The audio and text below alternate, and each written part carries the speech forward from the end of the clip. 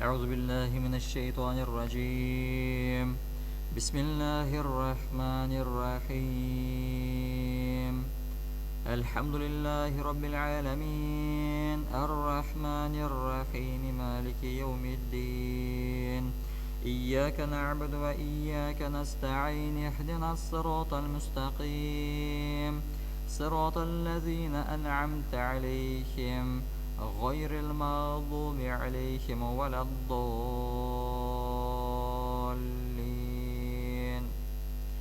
بسم الله الرحمن الرحيم. ولو أننا نزلنا إليهم الملائكة وكلمهم الموتى وحشرنا عليهم كل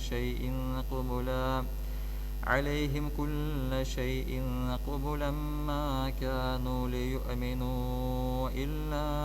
أن يشاء الله ولكن أكثرهم يجهلون. وكذلك جعلنا لكل نبي عدوا شياطين الإنس والجن يوحي بعضهم إلى بعض زخرف القول غرورا. ولو شاء ربك ما فعلوه فذرهم وما يفترون. ولتصغى إليه أفئدة الذين لا يؤمنون بالآخرة وليرضوه وليقترفوا ما هم مقترفون. أفغير الله أبتغي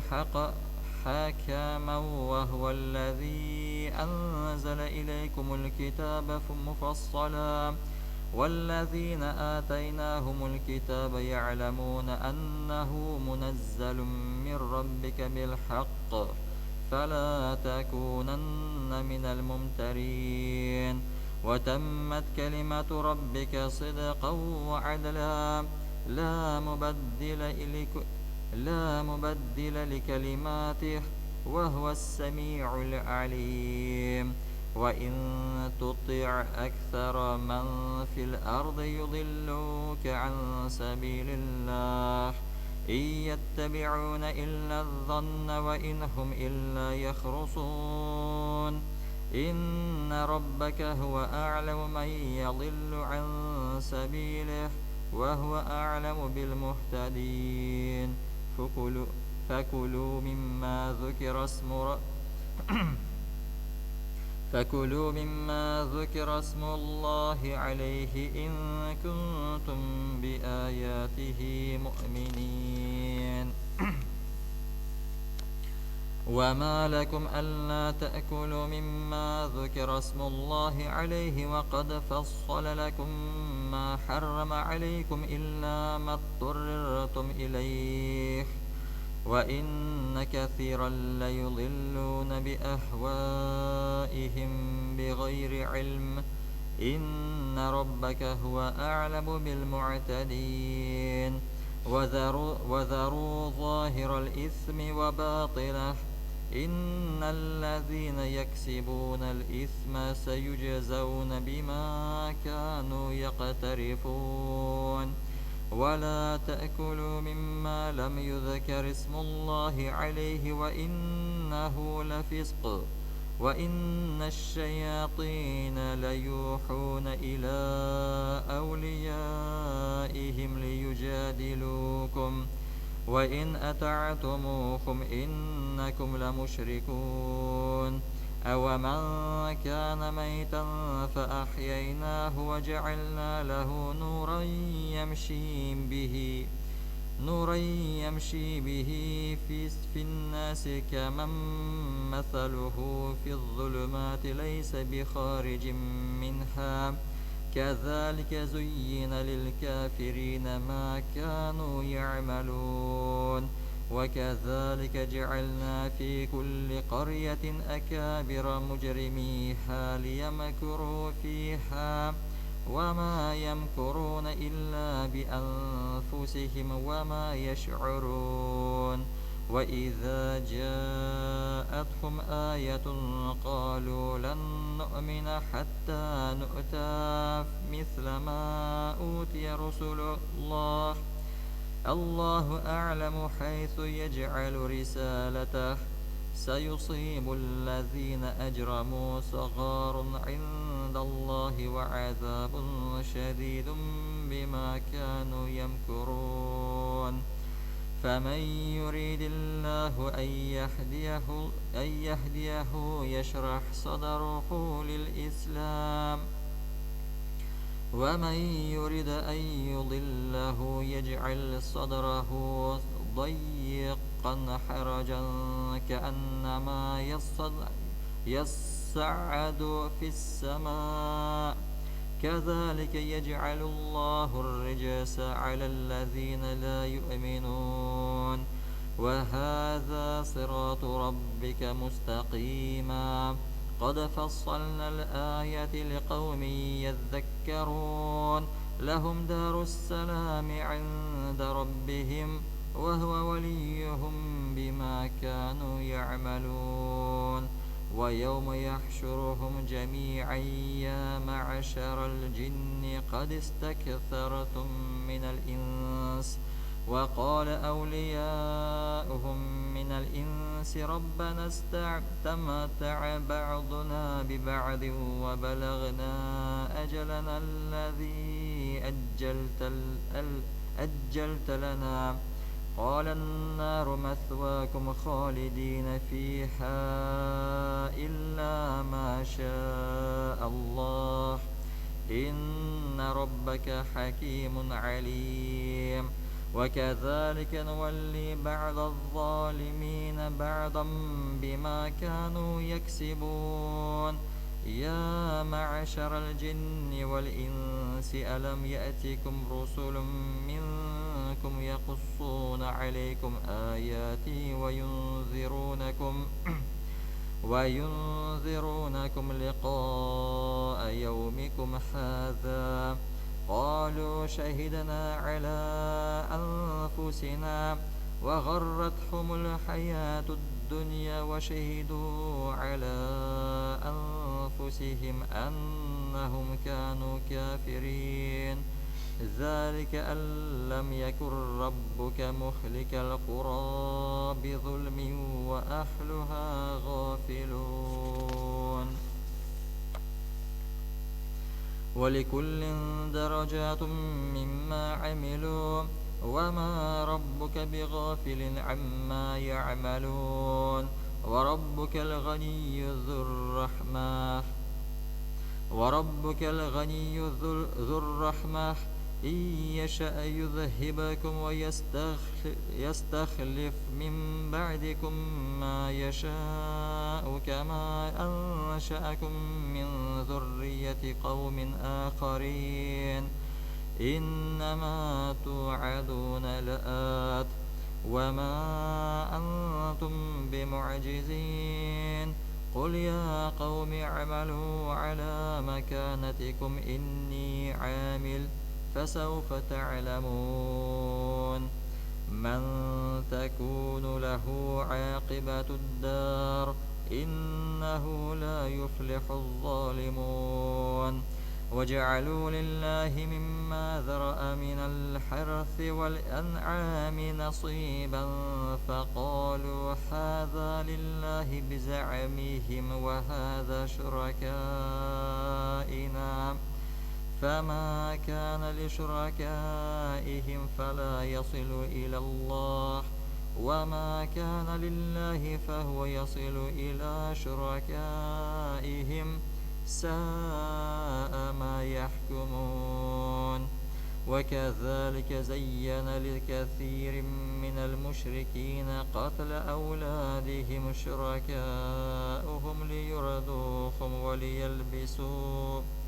وليلبسوا عليهم دينهم ولو شاء الله ما فعلوه فذرهم وما يفترون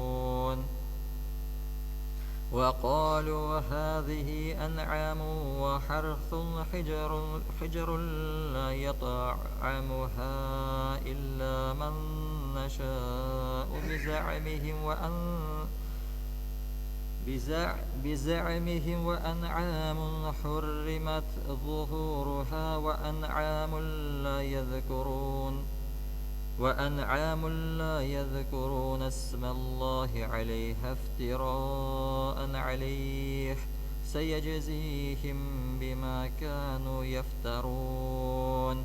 وقالوا ما في بطون هذه الأنعام خالصة لذكورنا ومحرم على أزواجنا وإن يكن ميتة فهم فيه شركاء سيجزيهم وصفهم إنه حكيم عليم. قد خسر الذين قتلوا أولادهم سفها بغير علم وحرموا ما رزقهم الله افتراء على الله قد ضلوا وما كانوا مهتدين. وهو الذي أنشأ جنات معروشات وغير معروشات والنخل والزرع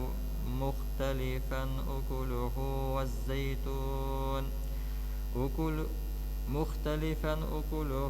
والزيتون والرمان متشابها وغير متشابه كلوا من ثمره إذا أثمر وآتوا حقه يوم حصاده ولا تسرفوا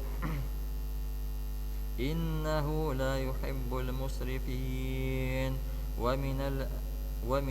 ومن الأنعام حمولة وفرشا كلوا مما رزقكم الله ولا تتبعوا خطوات الشيطان إنه لكم عدو مبين. 8 أزواج من الضأن 2 ومن المعز 2 قل الذكرين حرم أم الأنثيين أما اشتملت عليه أرحام الأنثيين نبئوني بعلم إن كنتم صادقين. ومن الإبل 2 ومن البقر 2 قل الذكرين حرم أم الأنثيين أما اشتملت عليه أرحام الأنثيين أم كنتم شهداء إذ وصاكم الله بهذا فمن أظلم ممن افترى على الله كذبا ليضل الناس بغير علم إن الله لا يهدي القوم الظالمين. قل لا أجد فيما أوحي إلي محرما على طاعم يطعمه إلا أن يكون ميتة أو دما مسفوحا أو لحم خنزير فإنه رجس أو فسقا أهل لغير الله به فمن اضطر غير باغ ولا عاد فإن ربك غفور رحيم. وعلى الذين هادوا حرمنا كل ذي ظفر ومن البقر والغنم حرمنا عليهم شحومهما إلا ما حملت ظهورهما أو الحوايا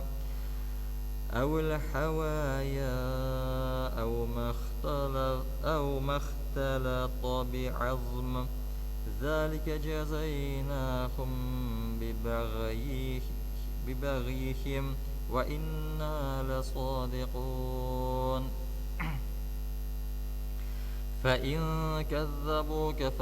فقل ربكم ذو رحمة واسعة ولا يرد بأسه عن القوم المجرمين سيقول الذين أشركوا لو شاء الله ما أشركنا ولا آباؤنا ولا حرمنا من شيء كذلك كذب الذين من قبلهم حتى ذاقوا بأسنا قل هل عندكم من العلم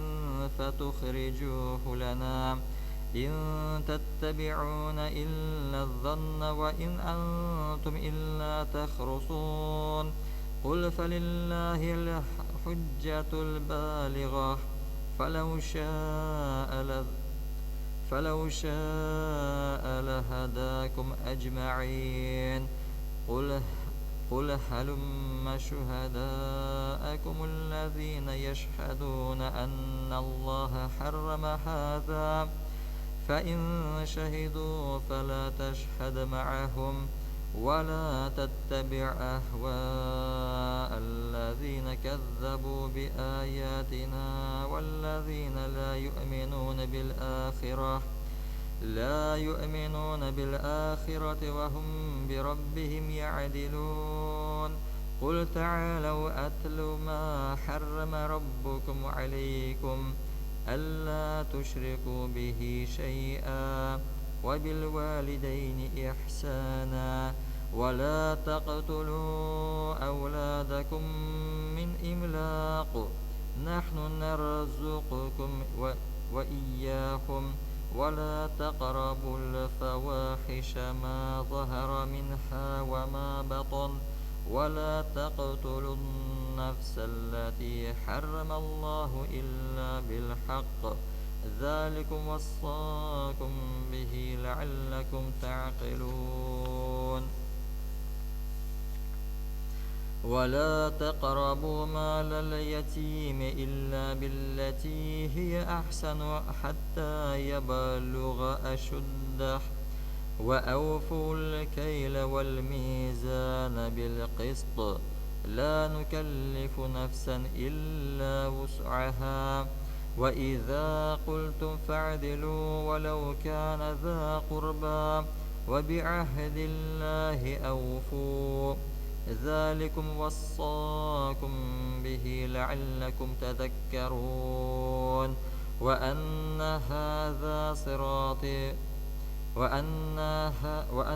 هذا صراطي مستقيما فاتبعوه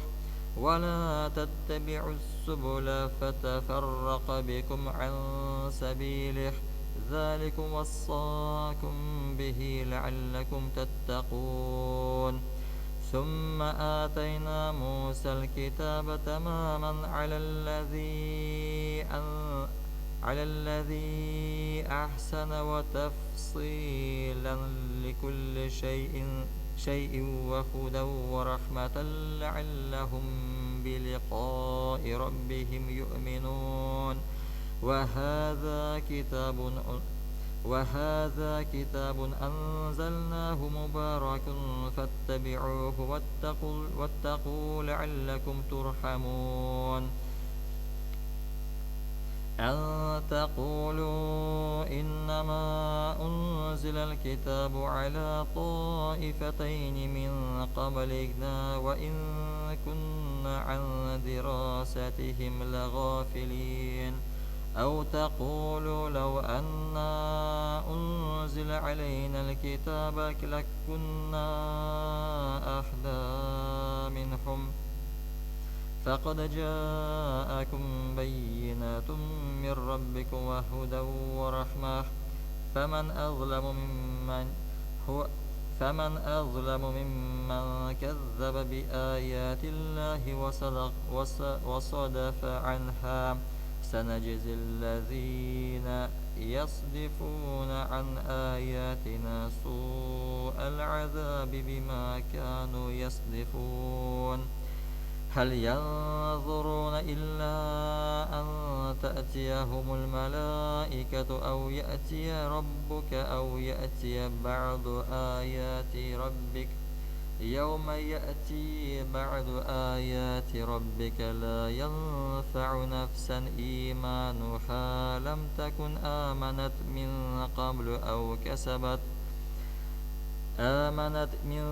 قبل أو كسبت في إيمانها خيرا قل انتظروا إنا منتظرون إن الذين فرقوا دينهم وكانوا شيعا لست منهم في شيء إنما أمرهم إلى الله ثم ينبئهم بما كانوا يفعلون من جاء بالحسنة فله 10 أمثالها ومن جاء بالسيئة فلا يجزى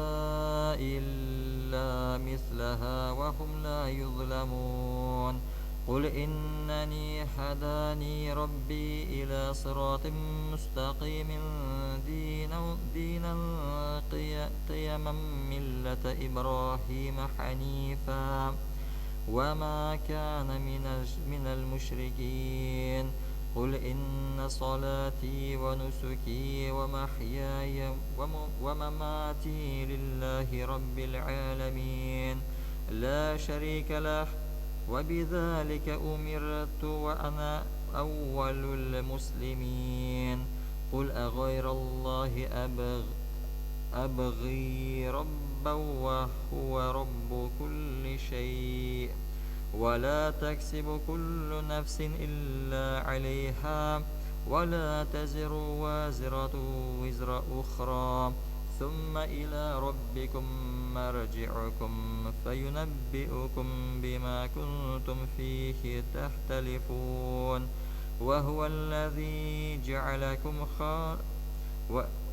وهو الذي جعلكم خلائف الأرض ورفع بعضكم فوق بعض درجات ليبلوكم فيما آتاكم إن ربك سريع العقاب وإنه لغفور رحيم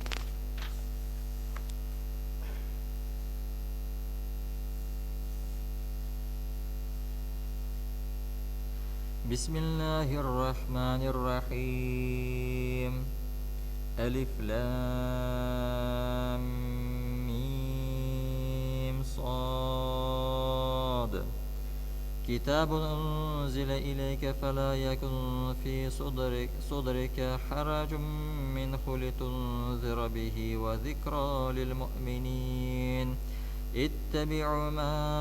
أنزل إليكم من ربكم ولا تتبعوا من دونه أولياء قليلا ما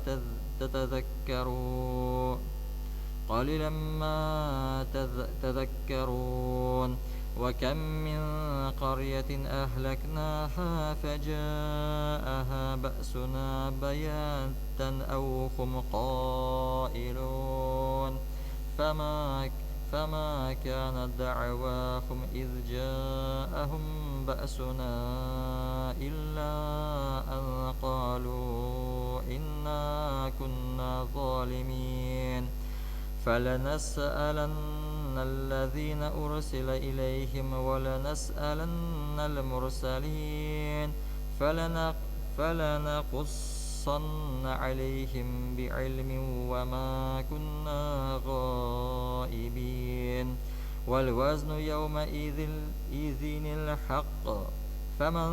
ثقلت موازينه فأولئك هم المفلحون ومن خفت موازينه فأولئك الذين خسروا أنفسهم بما كانوا بآياتنا يظلمون ولقد مكناكم في الأرض وجعلنا لكم فيها معايش قليلا ما تشكرون ولقد خلقناكم ثم صورناكم ثم قلنا للملائكة اسجدوا لآدم فسجدوا إلا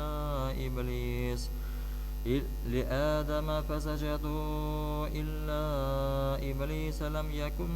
من الساجدين قال ما منعك ألا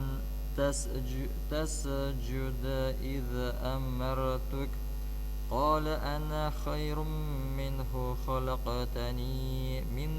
نار وخلقته من طين قال فاهبط منها فما يكون لك أن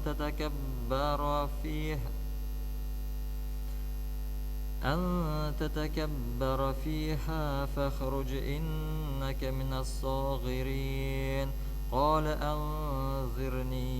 إلى يوم يبعثون قال إنك من المنظرين قال فبما أغويتني لأقعدن لهم صراطك المستقيم ثم لآتينهم من بين أيديهم ومن خلفهم وعن أيمانهم وعن شمائلهم ولا تجد أكثرهم شاكرين قال اخرج منها مذءوما مدحورا لمن تبعك منهم لأملأن جهنم منكم أجمعين ويا آدم اسكن أنت وزوجك الجنة فكلا من حيث شئتما ولا تقربا هذه الشجرة فتكون من الظالمين فوسوس لهما الشيطان ليبدي لهما ما وري عنهما من سوآتهما وقال ما نهاكما ربكما عن هذه الشجرة إلا أن تكونا ملكين أو تكونا من الخالدين وقاسمهما إني لكما لمن الناصحين فدلاهما بغرور فلما ذاقا الشجرة بدت لهما سوآتهما وطفقا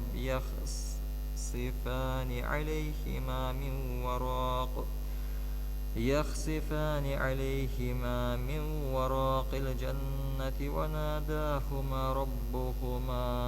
ألم أنهكما عن تلكما الشجرة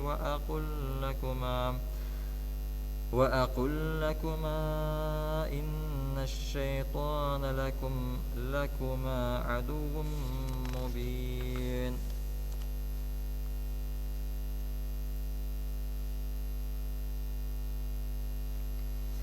قال ربنا ظلمنا أنفسنا وإن لم تغفر لنا وترحمنا لنكونن من الخاسرين قال اهبطوا بعضكم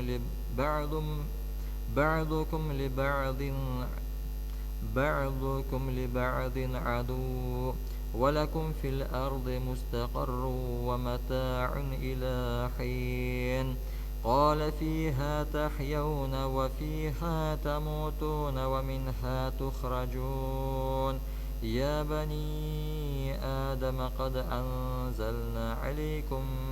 لباسا يواري سوآتكم وريشا ولباس التقوى ذلك خير ذلك من آيات الله لعلهم يذكرون يا بني آدم يا بني آدم لا يفتننكم الشيطان كما أخرج أبويكم من الجنة ينزع عنهما لباسهما ليريهما سوآتهما إنه يراكم هو وقبيله من حيث لا ترونهم إنا جعلنا الشياطين أولياء للذين لا يؤمنون وإذا فعلوا فاحشة قالوا وجدنا عليها آباءنا والله أمرنا بها قل إن الله لا يأمر بالفحشاء أتقولون على الله ما لا تعلمون قل أمر ربي بالقسط وأقيموا وجوهكم عند كل مسجد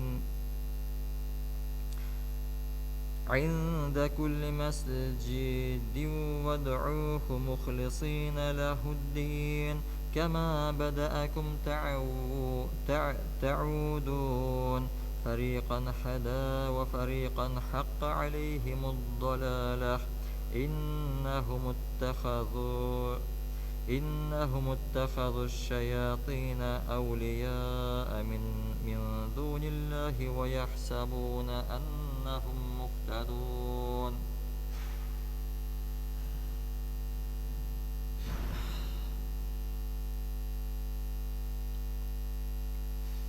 يا بني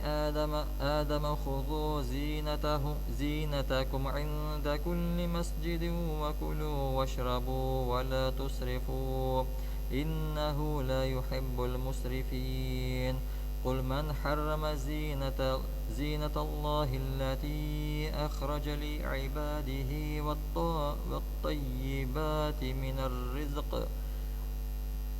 قل هي للذين آمنوا في الحياة الدنيا خالصة يوم القيامة كذلك نفصل الآيات لقوم يعلمون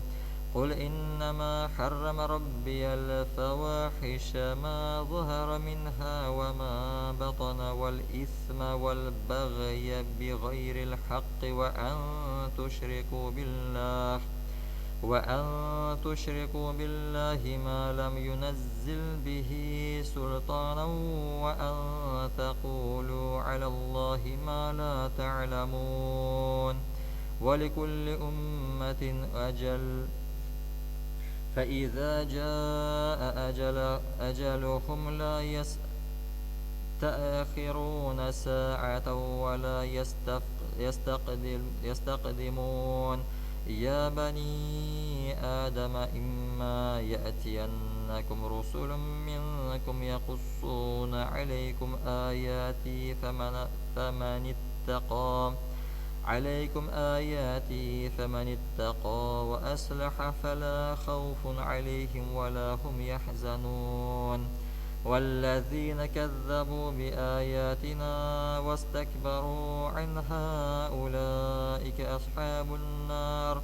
هم فيها خالدون فمن أظلم ممن افترى على الله كذبا أو كذب بآياته أولئك ينالهم نصيبهم من الكتاب حتى إذا جاءتهم رسلنا يتوفونهم قالوا أين ما كنتم تدعون من دون الله قالوا ضلوا عنا وشهدوا على أنفسهم أنهم كانوا كافرين قال ادخلوا في قد خلت من قبلكم من الجن والإنس في النار كلما دخلت أمة لعنت أختها حتى إذا اداركوا فيها جميعا قالت أخراهم لأولاهم لأولاهم ربنا هؤلاء أضلونا فآتهم عذابا ضعفا من النار قال لكل ضعف ولكن لا تعلمون وقالت أولاهم لأخراهم فما كان لكم علينا من فضل فذوقوا العذاب بما كنتم تكسبون إن الذين كذبوا بآياتنا واستكبروا عنها لا تفتح لهم أبواب السماء ولا يدخلون الجنة حتى يلج الجمل في سم الخياط وكذلك نجزي المجرمين لهم من جهنم ميحاد ومن فوقهم غواش وكذلك نجزي الظالمين والذين آمنوا وعملوا الصالحات لا نكلف نفسا إلا وسعها أولئك أصحاب الجنة